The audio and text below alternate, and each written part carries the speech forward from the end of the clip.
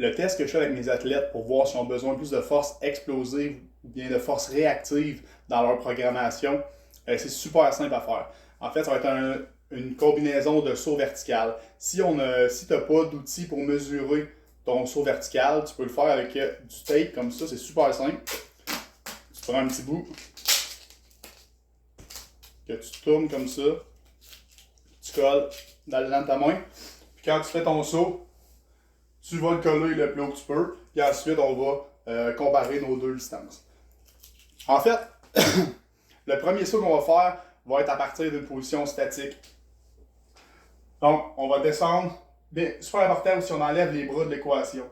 On veut vraiment tester la puissance du bas du corps. Fait qu'on enlève les bras de l'équation. On les met aux hanches. Si on a le bout de tape sur la main, on peut garder la main décollée, mais au niveau de la hanche. Puis, on descend d'une position statique, environ parallèle. On prend une pause de 3 secondes. Puis, on saute dans cette là.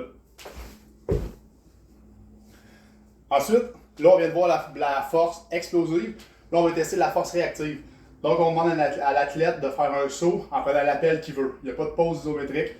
On va vraiment, encore une fois, les mains sur les hanches, on enlève les bras de l'équation. Prend l'appel qu'il veut, saute le plus haut qu'il peut.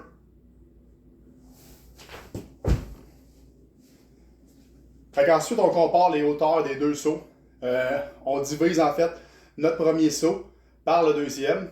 Si on obtient un nombre qui est en dessous de 80%, on sait qu'il va falloir travailler de façon explosive, aller chercher de la force explosive.